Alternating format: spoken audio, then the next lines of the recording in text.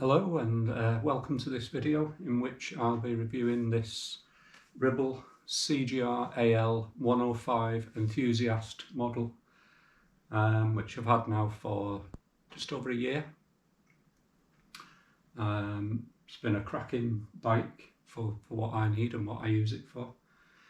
What I'll do is just show you the previous bike that I had, which was, I've still got a 26-inch GT, 26-inch wheel GT mountain bike with front suspension, hardtail bike from the late 90s. Yeah, so I've had that quite a long time, and it's had a bit of use in the past, but I've not been using it so much in the last few years because mainly I found that it's a bit of a struggle. It's a heavy bike. Quite thick, fat tyres, chunky tyres, quite slow to be honest, especially for the type of riding that I do, which is sort of mostly either on tarmac or on trails, and simple trails that is. So yeah, so let me just show you my previous bike before we go into detail with this one. So I'll just move this one out of the way.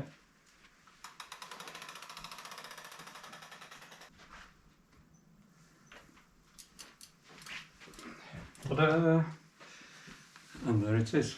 This is my old school mountain bike.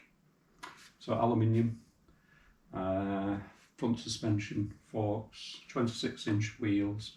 I've actually got a puncher on there at the moment because I've not used it. It's been in the garage for ages, not getting any use at all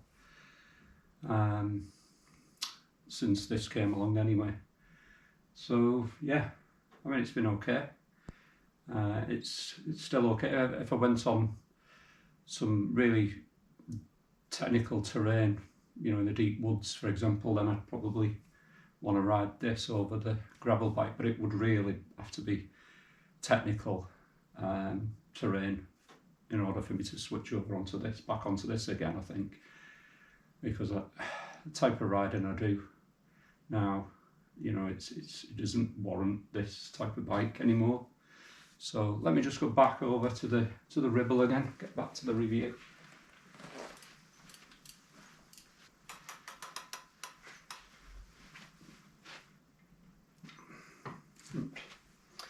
Okay, so this bike is actually known as a gravel bike.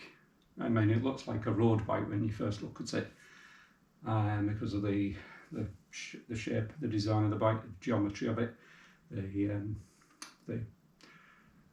drop bar or racing bars, if you like to call them, on the front there. The gearing is really road gearing rather than mountain bike gearing, and a bit of a difference on the tyres, because you've got quite knobbly tyres. When it came as standard, these are tyres that came with it, so they are more designed for sort of trail riding, really. But you can, you know, they are comfortable on the road as well. So I was originally looking at a road bike as opposed to a mountain bike when I started looking for a new bike, because I wanted something that I could use for exercising and stuff. So I do a lot of running, but I wanted to do more cycling, and I thought I'll get a road bike. And then I was looking around and I saw these gravel bikes and I'd never come across them before, so I thought they looked interesting. And I spoke to some people when I was on a ride once, a couple of lads that had gravel bikes, and they said they're brilliant. You know, they've already got a road bike and a mountain bike, I think, and they said that they just go out on the gravel bike all the time because it just does everything. So that's the beauty of it, that it's kind of do it all bike. You know, you can use it for the roads, you can use it for the trails, and it just, you know, it flies along basically on anything. So once I've decided that I thought a gravel bike was the right choice for me, I then started looking at different different options, and I came across Ribble. The reason why I like Ribble was because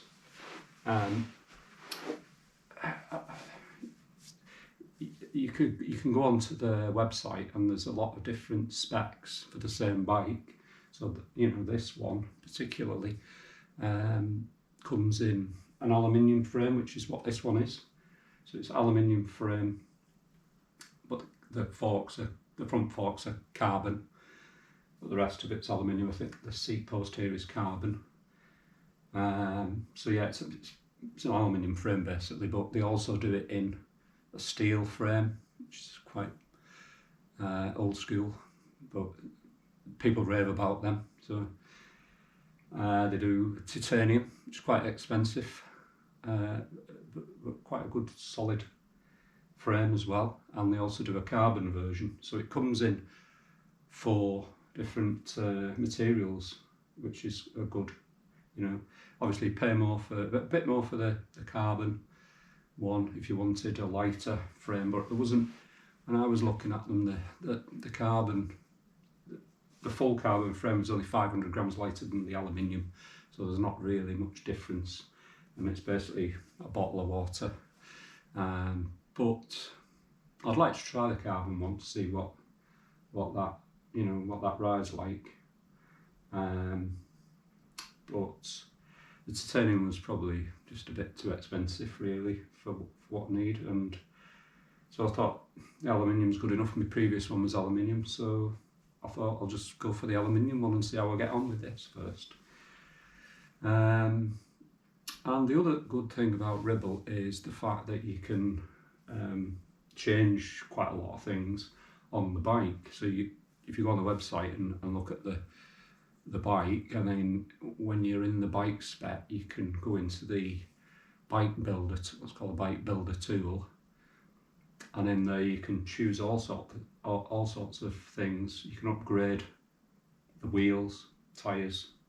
You can choose what tyres you want. You can choose whether you know, obviously a lot of bikes don't come with pedals, but you can, you know, choose your pedals. You can choose your crank length, things like that. That's, you know, I actually did change the crank length on this. You can change the seat post, the handlebars. You can upgrade all sorts of things on it. So that was a good thing.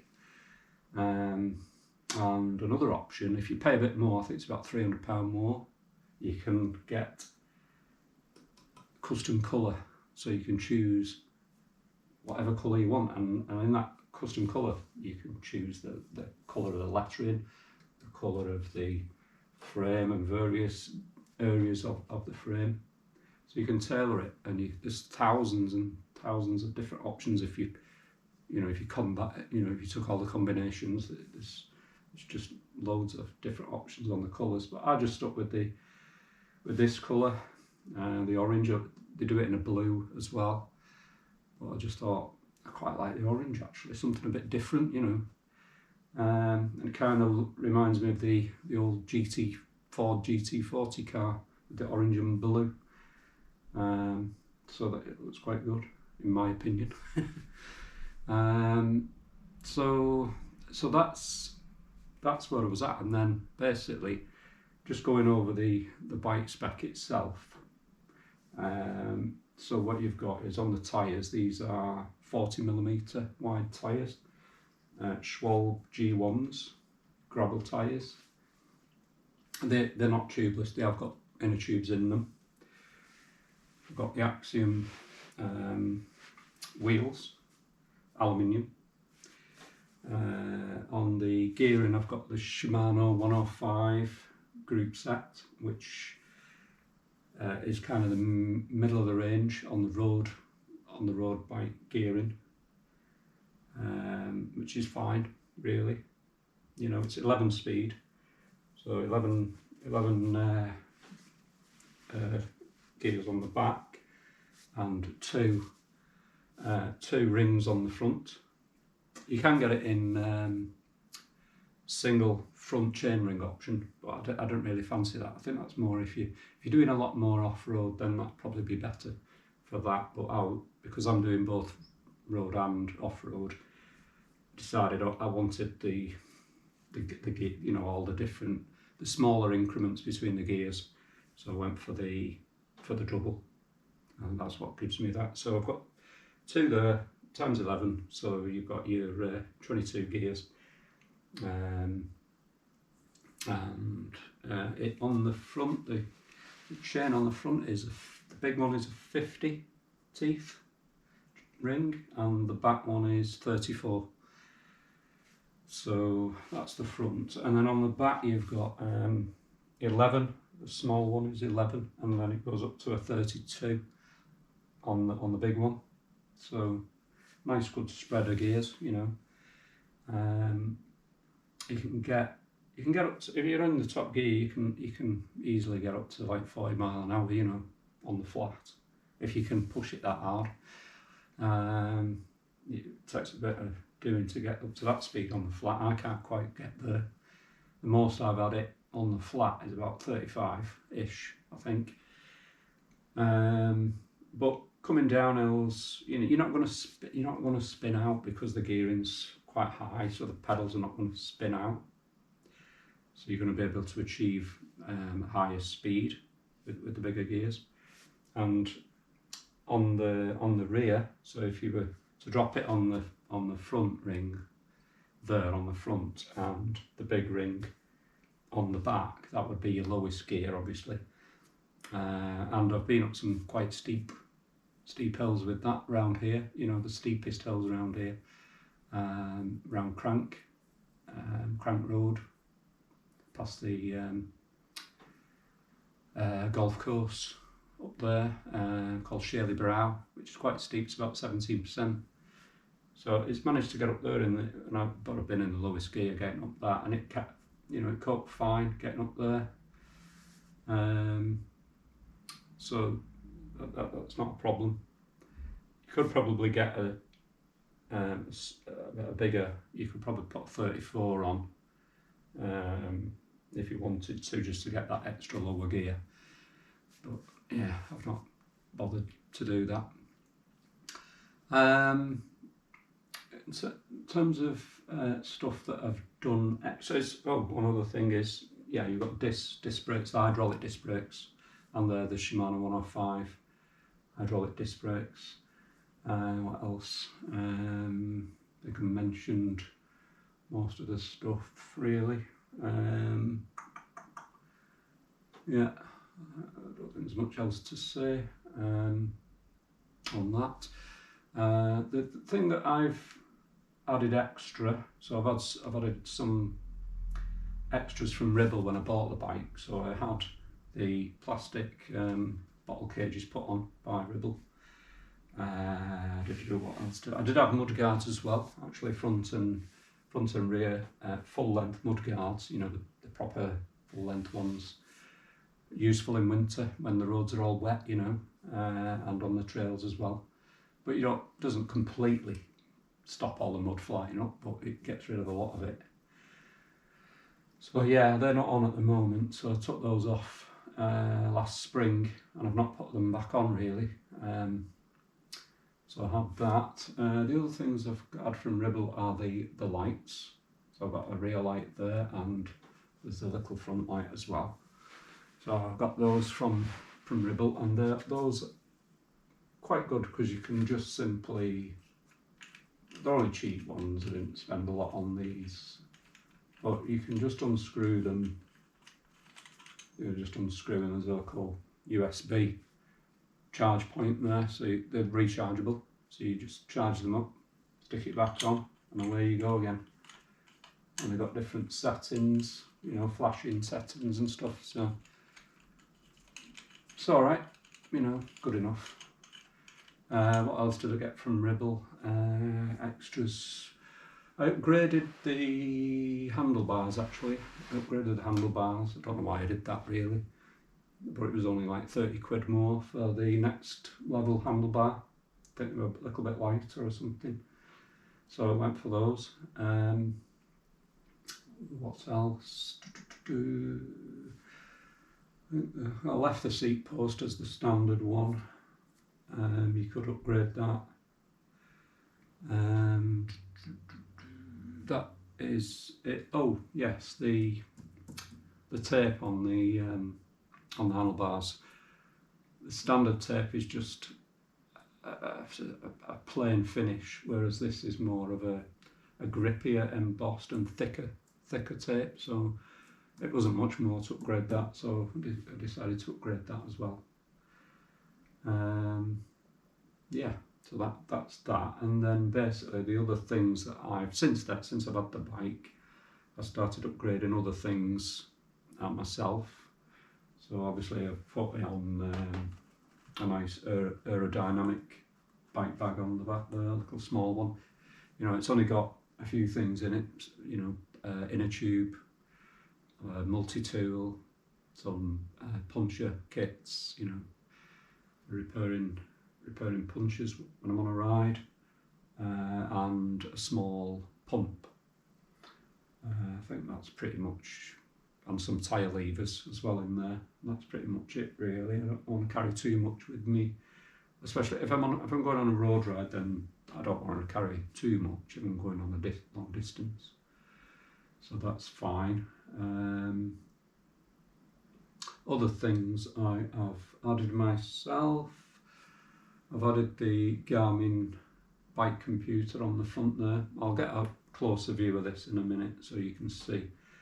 I've added the bike computer,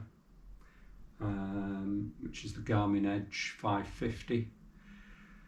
That is sort of a middle of the range bike computer, but it does everything you want it to do. So like navigation, all your statistics, you know, how fast you're riding, at the time you've been out, calories, all that sort of stuff.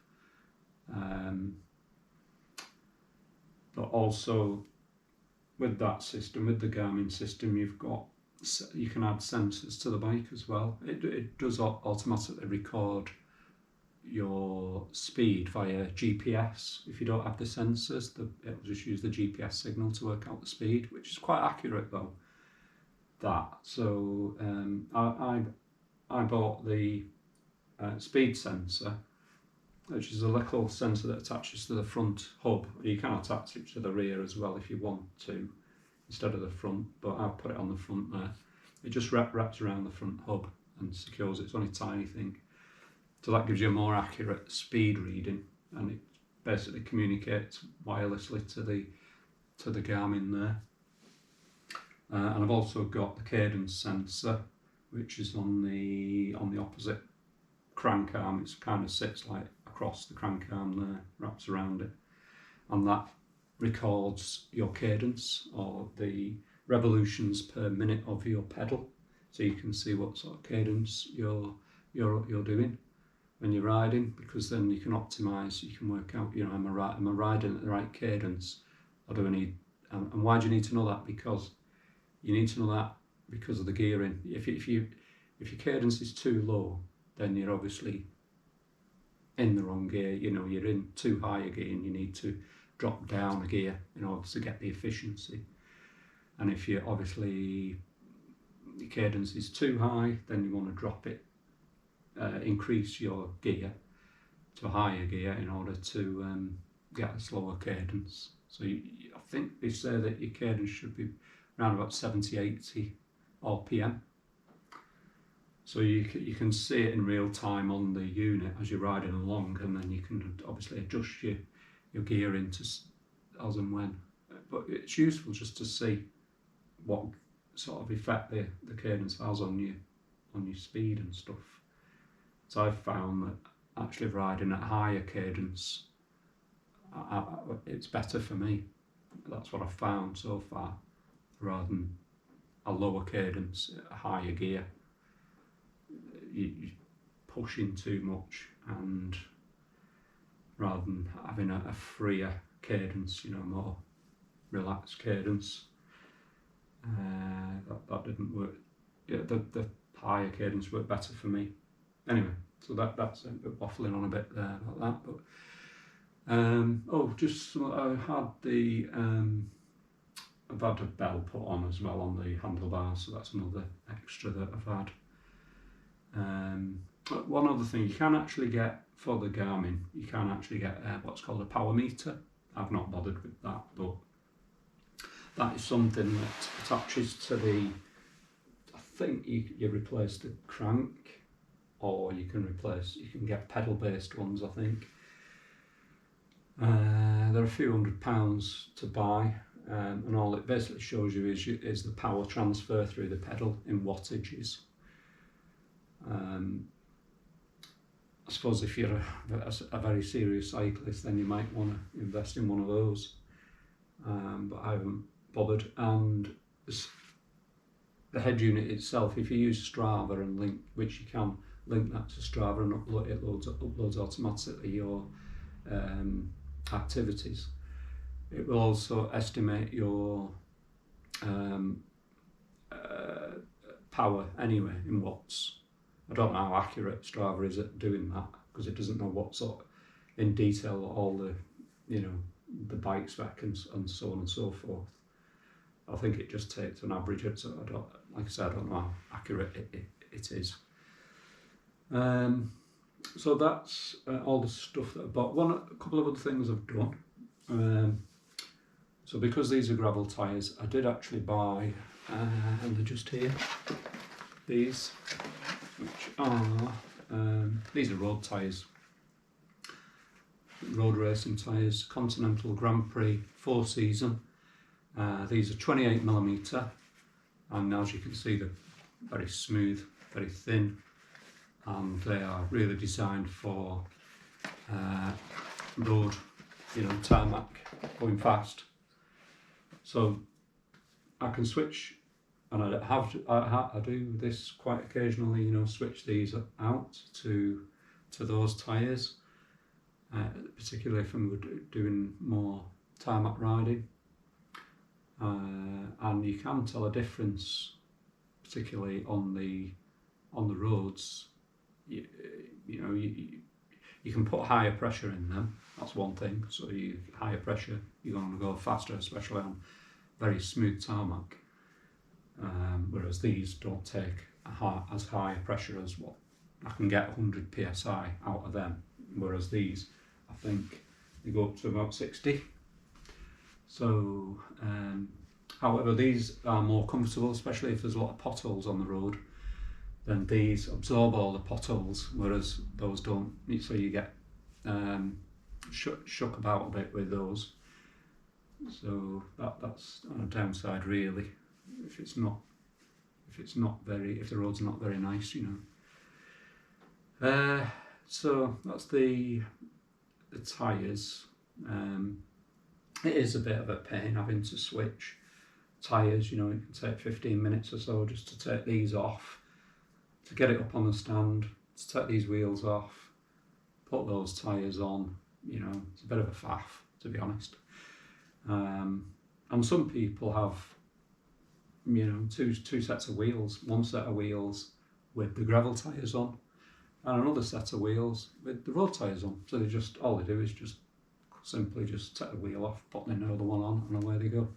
So much simpler. So that's something I might do, because I'm getting a bit fed up of keep swapping, and I don't think it's doing probably the tyres and wheels much good if I keep taking them off and putting another one on and then taking them off again, and so on and so forth. So yeah, I might get another set of wheels, possibly. One other thing extra that I've done is, when I bought the bike, I bought it with I just went for the cheap plastic pedals, because my intention was to move up to these clipless pedals, which I've never used before.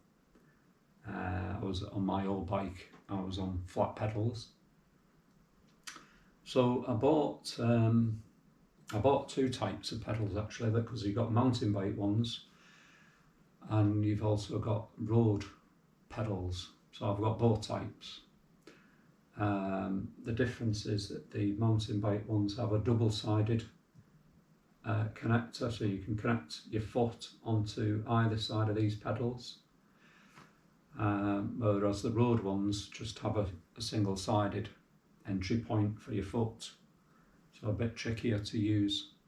So I thought I'll try the mountain bike ones first. I had to buy 2 sets of shoes as well, because the fittings on the shoe, they have a little cleat on the bottom of the shoe which attaches onto these, clips into these, but they are different. They're different between the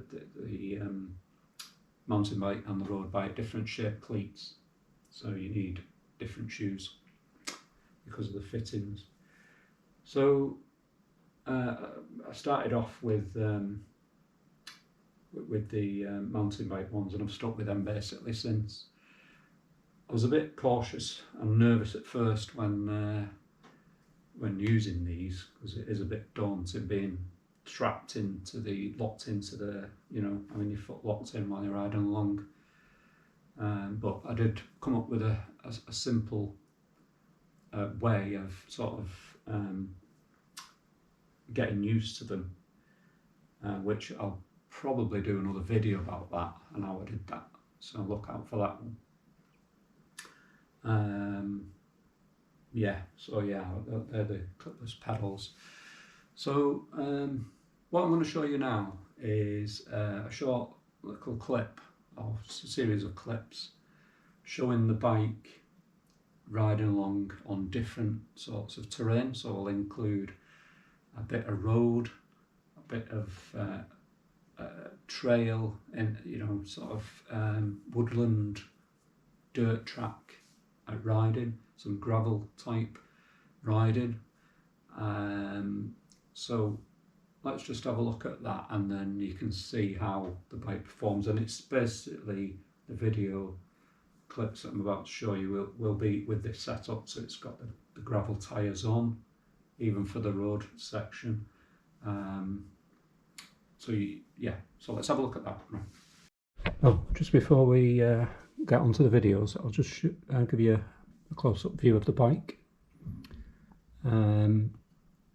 So here it is in all its glory, the Ribble CGR AL. CGR, by the way, stands for C, cross, G, gravel, and R for road. So cross gravel road. So basically, pretty much all surface bike really, multi-purpose.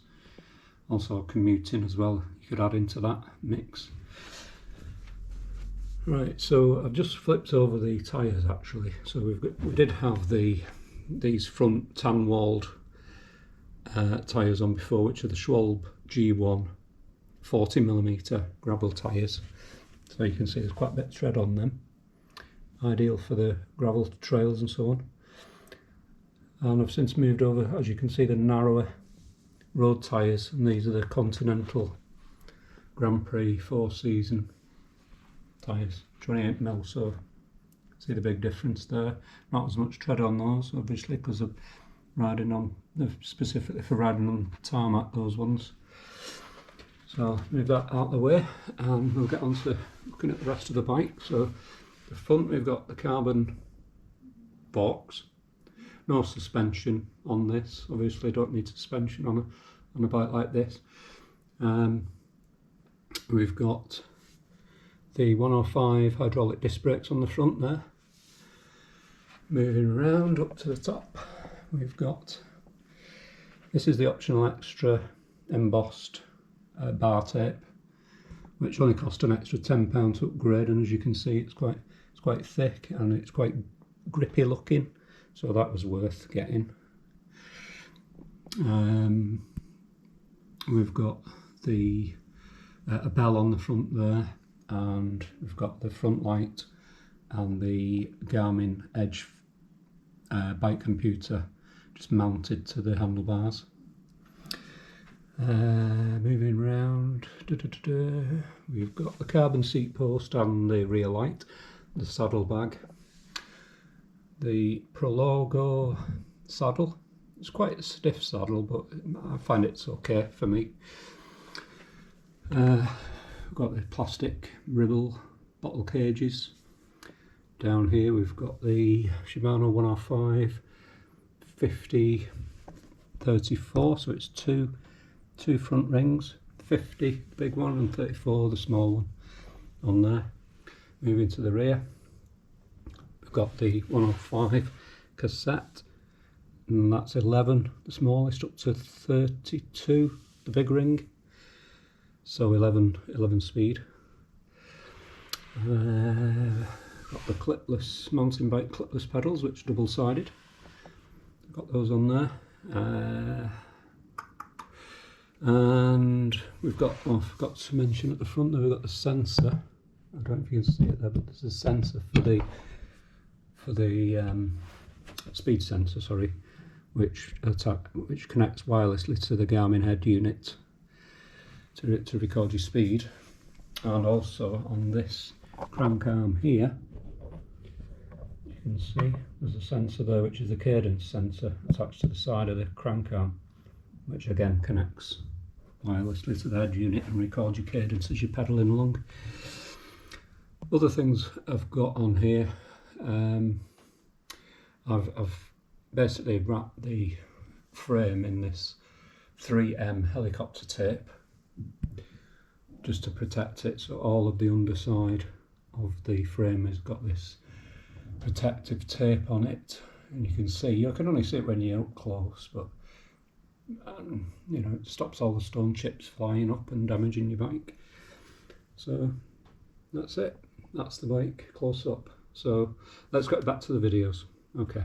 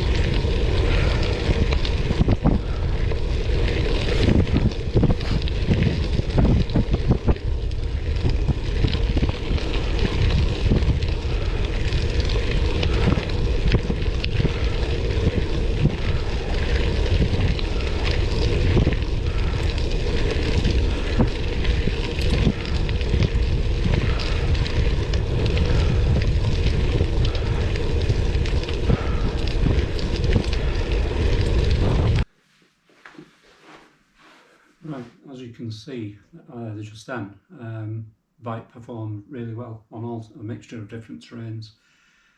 I had that bike up to about 35 mile an hour on the flat there. Well, it was just slight decline, about 1% on that road section, but you know, with the gravel tyres on as well, you know, that was a fair performance really for this bike. Now, and it also, as you can see, it handled those off-road sections really well as well. So that's good. As you can see, I've now flipped the tyres over, so I've now got the road tyres on, which are the Continental Grand Prix 4-season tyres. They're 28mm, and I've currently got 80 psi in there. They will take up to, I think, just over 100, I can't remember, but you know, these are designed as a road tyre, so they are significantly lighter than the gravel tyres I had on before. In fact, if you hold both the gravel tyres with the inner tube in each hand and lift, you can certainly notice a big difference in the tyre weights between the two, and you can also feel that the bike is a lot lighter when you pick it up as well with these tyres on. So ideal if you're going on a tarmac ride, or even if you're just going down the trails where it's mainly, a lot of the trails now are tarmac paths anyway, or just light gravel and stuff like that. You know, they're not difficult enough to warrant chunky tyres in my opinion. So these would be fine along there as well, but probably more prone to punches with there being a more thinner, lighter tyre. But yeah, so it's got that flexibility, you can switch those over. It took me a bit of time to actually get the tyres on this time, and if you're ever stuck in a position like that where you can't get the tyres on, and they are more difficult to get on these than a mountain bike tyre, these things are rubbish. These plastic tyre levers, waste of time. They just bend and easily snap.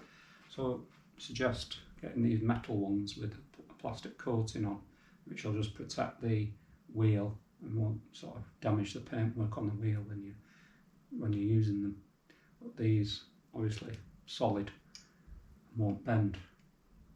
Or, well, they might bend, but you'd have to put quite a bit of force on them to bend them. But much recommended.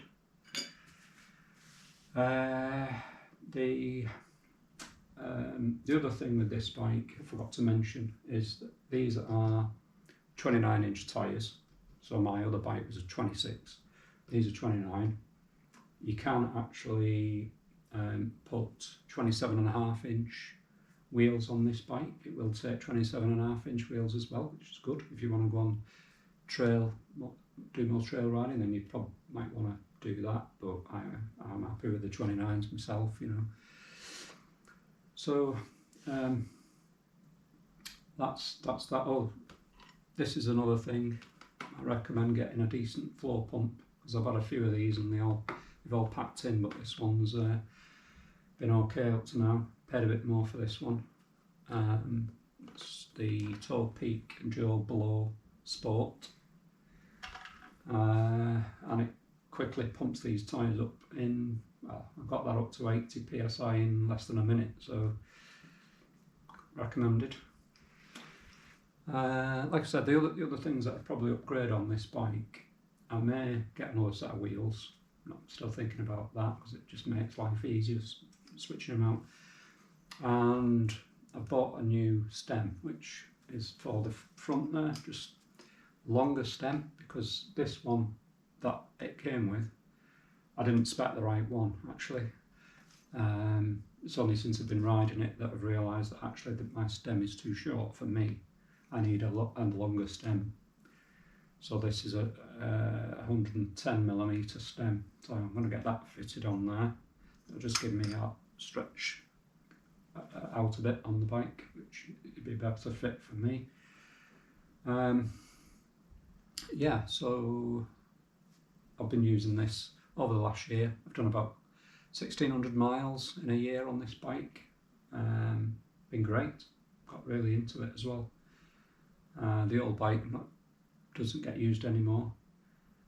And that's basically it, really. The thing with this bike is you've got to ask yourself, you know, what sort of riding do you do? You know, most people just, you know, they're either on pavements or they're on the road or they're on simple trails most of the time.